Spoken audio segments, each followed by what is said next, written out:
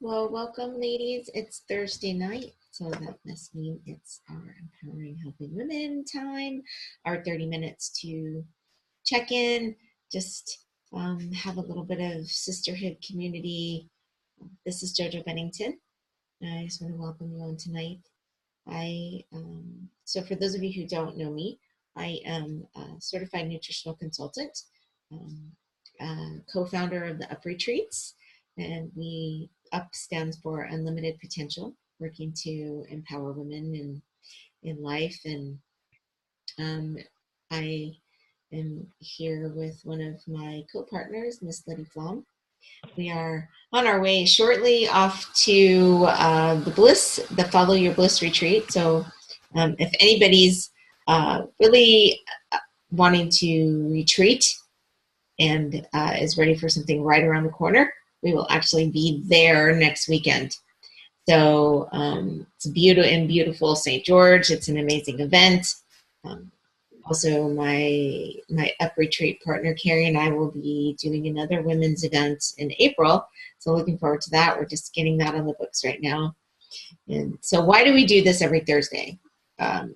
Miss Lydia and I were chatting about how we just saw a need for us to have a women's connection, a touch in every week to take a look at I love, Liddy, that in your mirror, I can see a Coors Light sitting on your desk. I think maybe I need one of those too.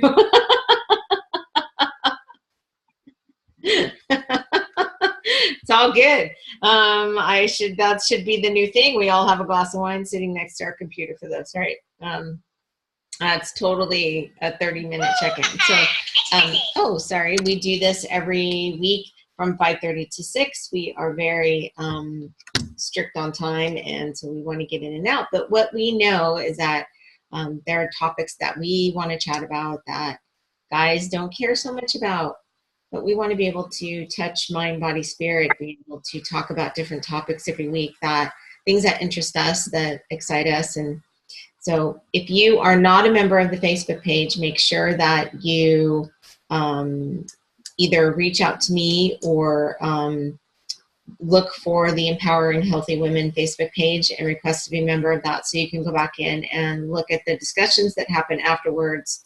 Any questions that get posed will be put there, and all of the archived calls. So if anything you want to go back and listen to, we are always open for ideas. So if there's stuff that you want to talk about, then please let us know so we can get it on the calendar.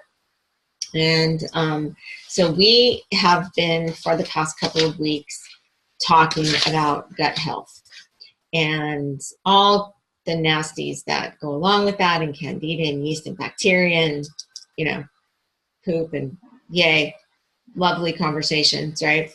But so important for health. And part of that huge conversation is sugar. And so we want to really be able to have a conversation around what it looks like, that sugar's not all created equal. Sometimes people will go, sugar's just a bad thing, it's an evil thing, but not all sugar is created equal. So there's one sugar that I want to chat about tonight that I think there's a lot of confusion about, which is HFCS, high fructose corn syrup. And so I know we see that in so many things, and there's a huge marketing campaign out there right now for us to believe that it is good for us. And know that there are lobbyists behind that. There's corn lobbyists. Yes, there is a corn lobby. There's corn lobbyists behind those that are trying to make us believe that this high fructose corn sugar is just like fruit sugar. But that is not a true story. So we're going to chat a little bit about that tonight, so you guys can understand this really well. And by the time we're done with this, you guys are going to know a lot about high fructose corn syrup. So that might not sound so exciting right now, but as we get into this, you're going to see how it affects us so much every single day when we don't even realize it, because it kind of sneaks up. But so do you guys all know what high fructose corn syrup is, right? You see it on the ingredient list. There's been lots of conversations about it. so what it is they make cornstarch. So basically they take the corn, which is genetically modified already. So we have genetically modified corn that they turn into cornstarch. Now, when it's in the cornstarch form, it's really about 100% glucose, which is interesting. But what they do is they take that cornstarch and they genetically modify it one more time by adding alpha amylase, which is an enzyme, which typically could be a good enzyme for you, and glucoamylase, which is also an enzyme. But what they do is they genetically modify those enzymes so they can withstand heat. And then they heat them all to this really high temperature, and they take this thing that's potentially good for our body and turn it into this genetically modified form of almost 100% fructose. It's like 90% fructose, but it's not like our fructose that we get out of raspberries and beets. This is something that's genetically modified, and it's not the same as our fructose. So it becomes very confusing because they use the same terms, even though they are not the same things. So, you know, first of all, we're starting with a genetically modified organism, which is bad right from the get-go. But there's so many things that putting this into our body does. So there's, I've made a note of this. I wanted to make sure that just let you know that that high fructose corn syrup is metabolized to fat in the body far more rapidly than regular sugar. So if high fructose corn syrup, because it's not only heated to this high level and broken down into this liquid form, but its effects are magnified because of that entire process. So here's one of the huge things that it does, is it confuses your ghrelin and your leptin. And so your ghrelin is the hormone, the enzyme that tells you when you are hungry. So when your ghrelin's turned on, you think that you're hungry. Your body's telling you that it's hungry. When your leptin turns on, your leptin is the hormone that tells you that you are full. What it does is confuse those two. So your ghrelin will start telling you that you're hungry when you aren't, and your leptin will not be able to tell you when you're full. That's a problem, right? So that, can you imagine that this thing has the power to do that? But it absolutely does. So the average American consumes about 50 grams of high fructose corn syrup a day. So this is what this does to us. Is that crazy, right? So we're looking at not only what are like the places that we get it, our sodas, and a lot of our beverages have it, cereal, candy. There's almost like no place that it doesn't show up right now. So where they used to actually have sweetener that was better for us because it was more on the glucose side, everything has been turned into this high fructose corn syrup, which is cheaper.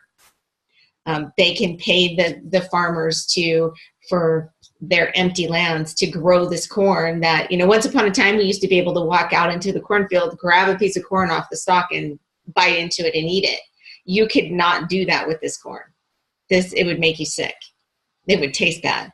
It's not good, right? But that's what they turn into the sugar. So that's kind of sad, right?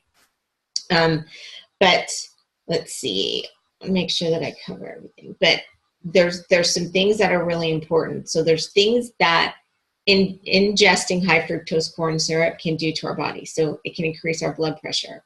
It can create diabetes in the body. It can give us heart disease. No question, it's the main factor. They're calling it the main factor in our obesity crisis. That's a huge thing if that's something that's the main factor. So it also can cause leaky gut. Now, we've been talking about leaky gut and bacteria and how important gut health is over the last couple of weeks. And so we're going to talk a little bit more about this leaky gut part, but pay attention to this because it also can add more than 570 micrograms of mercury per gram of high fructose corn syrup, right? Per gram to our bodies of mercury. Mercury is not good to have in your body in overconsumption amounts, right? So not only for adults, but we're going to talk a little bit about what that overconsumption of mercury can do to kids. So it's also been shown to promote cancer. The average 20-ounce soda contains 15 teaspoons of sugar, which is all or most high fructose corn syrup. So every time somebody's drinking a soda now, that's what they're getting. Unless it's a diet, and that's a whole different story where we'll talk about aspartame. That is not for this conversation. But so the top bad side effects, there are top bad side effects. Obviously, weight gain is an issue. But we know that not all sweeteners are created equal. So not just because it says sugar doesn't automatically mean, okay, sugar is going to make me fat. Overconsumption of sugar is going to make us gain weight.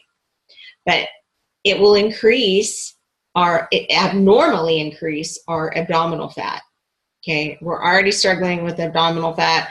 I don't know how old everybody is on this call, but as you're getting around my age, we're already struggling with our hormones kind of going a little crazy and putting on more abdominal fat anyway. So I don't want anything that's going to make that any harder to get rid of. It will increase our cholesterol and also our triglyceride levels.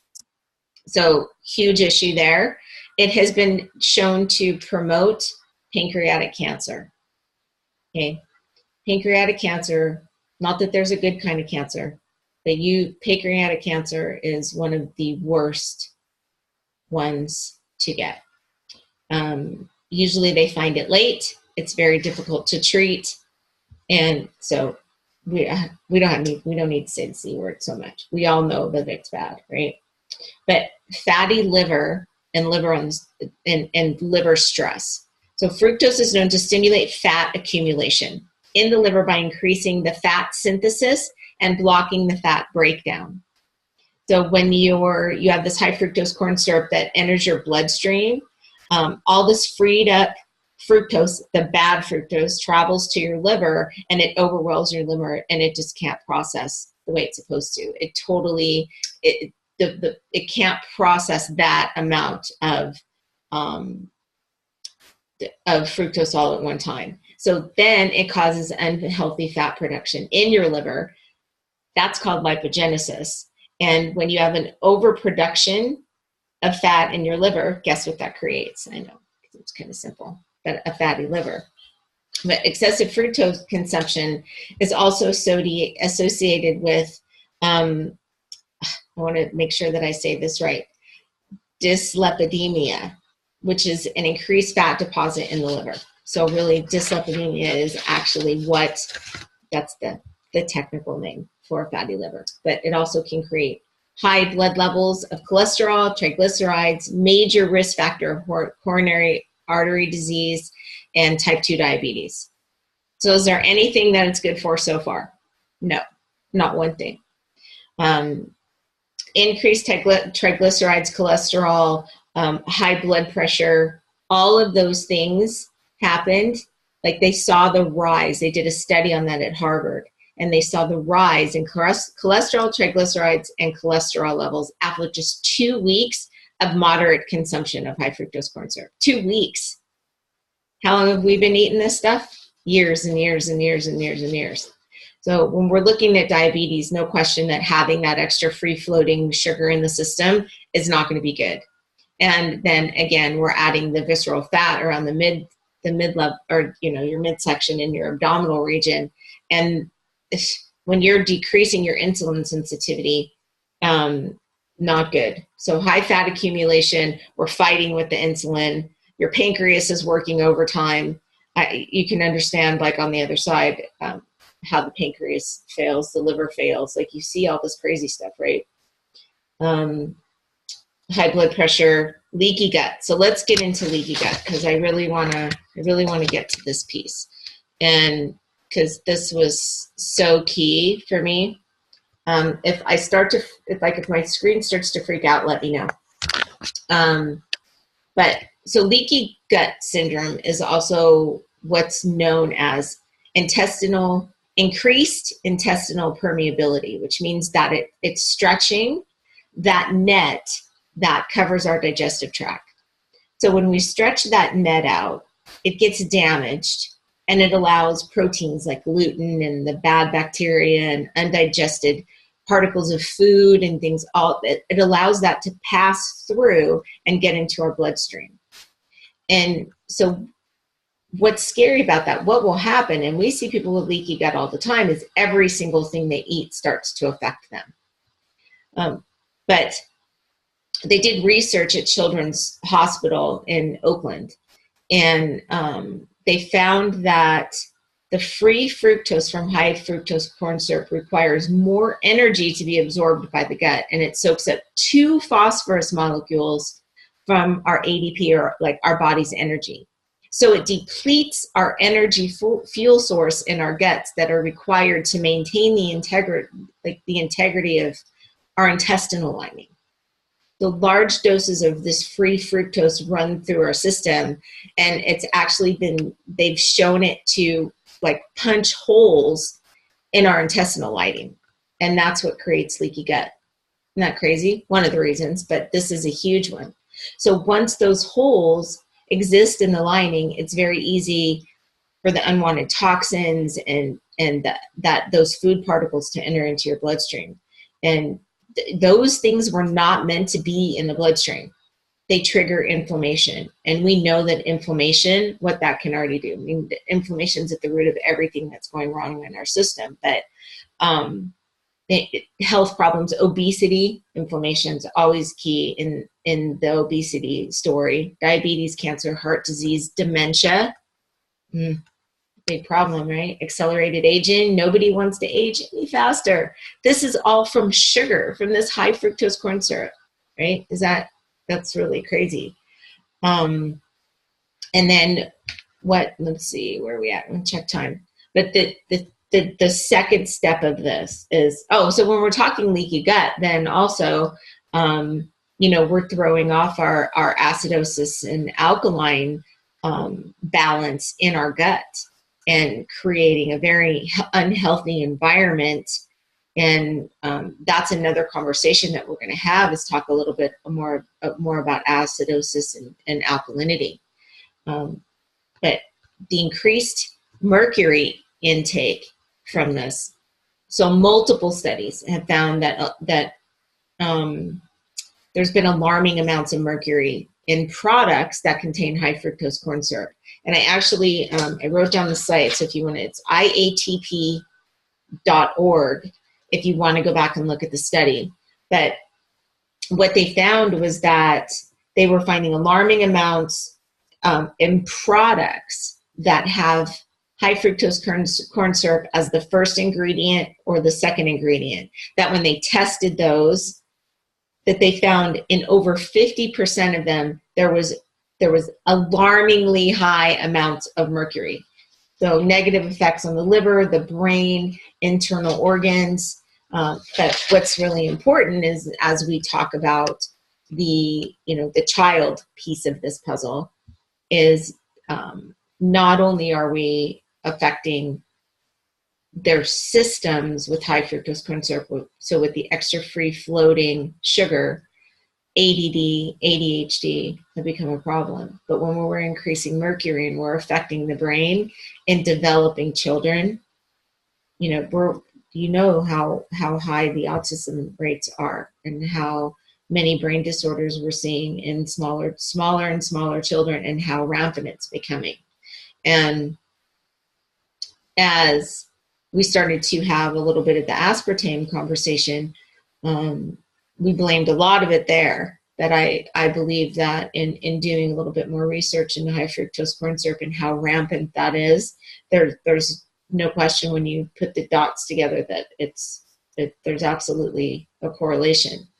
And so the agriculture and trade policy found that in about a third of the 55 popular brand name foods and beverages that they tested, the products had high fructose corn syrup as the first or second ingredient. Some of these name brands, and it's right on their website, that's why I'm citing it, is Kraft, Quaker, Hershey's, and Smucker's. So how crazy is that? I mean, if you think about what we're feeding our kids and what we're making for breakfast, and how many of those names do we use every single day? And so not all bad, right? There's good stuff out there. So there is one thing that I want to throw in, is that in doing research, I threw several of the sweeteners out there, and what I'm starting to understand more about agave nectar, and it's been really controversial, but they're believing a little bit more, and I'm taking it from some trusted sources, that it's a healthy form of high fructose corn syrup. So not so healthy. I know Lisa was going to make a face at that, because I know that's one of your favorite things. And so there are some alternatives that we can use instead that would be better options. So maple syrup, so pure maple syrup. Make sure that you're checking the ingredients, because you don't want high fructose corn syrup in the ingredients, because they do put high fructose corn syrup in the ingredients of sweetener. Crazy, right? But that's the way it is. So make sure that it's pure. Maple syrup, raw honey, pure stevia, date sugar. Dates make a great sweetener. Coconut sugar. I use coconut sugar a lot. I get raw unrefined coconut sugar. It makes everything taste really yummy. Blackstrap molasses. Not only is it good for sweetening, but the mineral content in blackstrap molasses is really high. So that's just an added little kick of good stuff. And then they threw in one that I didn't think about as a sweetener, but aged balsamic glaze can actually be used as a little bit of a tangy sweetener. So kind of cool. Banana puree option. I think that there's it throws you off a little bit when we're doing too much bananas, but if you're using it actually as a sweetener, I think it's a good option. Brown rice syrup, not my favorite, but a lot of people love it. It doesn't sit well with me, just because it's something that my tummy doesn't like, but I know that a lot of people use it and it works really well for them. And then real fruit jam. So if you're going to use real fruit jam that's not sweetened with high fructose corn syrup, that's just naturally fruit sweetened, you could use that. So a lot of times if you're going to make oatmeal, or you want to make, something like that for the kids, and sweeten it with something, to put a little bit of real fruit jam in it, totally makes it yummy. And I know that was a ton of information, but I hope that through all of that, we're going to go make sure that our labels are not reading high fructose corn syrup. And it's also a really good conversation when you're looking at a health food product, that you go, okay, is this good for me? Because a lot of things say healthy on the front, say organic on the front, and they can say all kinds of things, but you got to read that label. And to become an avid label reader is one of the most important things that we can do as we're putting things in our body. So craziness. And I know we wanted to get to acidosis and alkalinity, but I talked for way too long, because I wanted to get all that in. I was attached to my data tonight, because as I was learning more and more and more, it was pretty interesting how much, I knew it was bad, and as we've gone through and I've seen how bad it really is, it's kind of crazy. So did anybody learn anything from that? Oh my gosh. So when we think about what we're feeding our kids and our grandkids, and questions, comments, Lydia, you want to throw something in?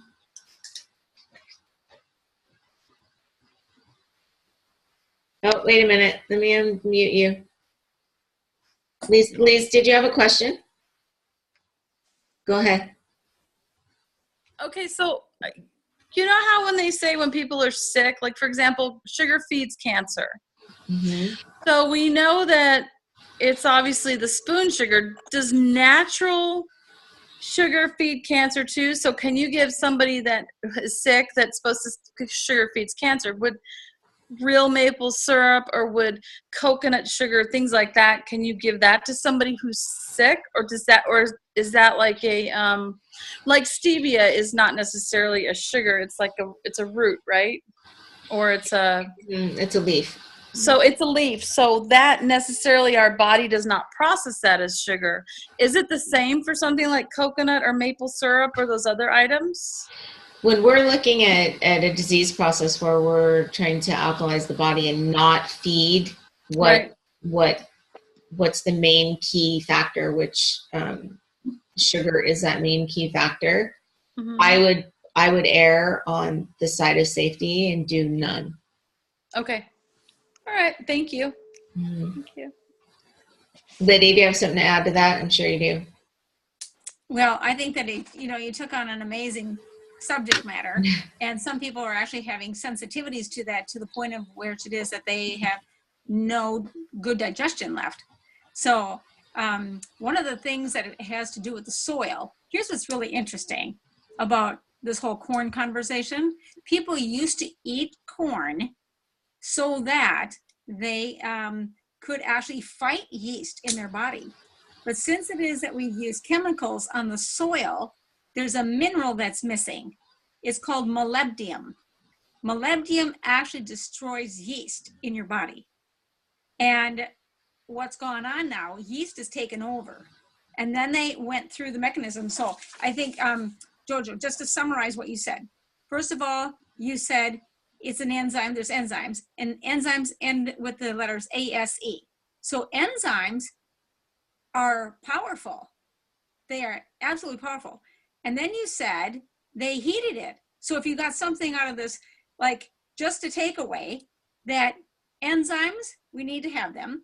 But as soon as she said heat then destroys them, so it's past 117.4 degrees, they're not living anymore. They're dead. So you're eating dead food, and there's no minerals called molybdenum in the corn. So now you have a yeast beast. You literally have what is called a major destroyer. And so I just wanted to comment on a couple of those things, Jojo, that are really critical in the conversation. And then the word genetic. Genetically modified means is that already the seed of the corn is modified so that these so-called microorganisms in the soil that break down minerals can't get to the source and feed the corn, feed the stalk. That's how that actually blocks that molybdenum uptake. So the soil can't break, the microorganisms in the soil are dead, destroyed, and they cannot break down that mineral, so it never gets to the plant source and subsequently what we eat. Is that helpful? I mean, I just was thinking about. Well, and when you say the genetically modified, when they use they genetically modify the seed to be able to repel the insects, so then it doesn't kill the plants. But what it does is that when the organism eats the corn, it gets in their stomach and it blows their stomach up and it kills them. That's how it kills them. Well, are you a living organism? So if you're eating this, what is it doing to your digestive system if that's what it's doing to an insect? It may take a little longer, but as we go down the road, I think that's a scary thought of what it's doing to our gut. Yeah, and Jojo, you're talking about the actual like corn borer. You're talking about the actual element that destroys the root system of the corn. But there's and I was talking about the microorganisms in the soil. So we're talking about two different things. Yep. And so I just want to make sure it's clear that the microorganisms break down the minerals, and the chemicals, are there then to do just what you said. So we've got two things going on. Mm-hmm. So we've got they modified the seed. So then here's what happens. When they did that, they thought that this was a major breakthrough. Like this is going to save us from all these chemicals on the soil, right? Because they modified the seed. But here's what's happened. Farmers are right now wanting to have organic. My father wanted to be an organic farmer. And the guy next door sprays, right? And now once it is that you're using genetically modified seed, the spray was half half bad. Now the pollen from that corn stalk pollinates your crop. And so now you have genetically modified corn. And you had organic in the start. So there's farmers, there's farmers that are filing lawsuits against their neighbor because of this. And so, but I know the scientist that actually was a part of the process of developing this.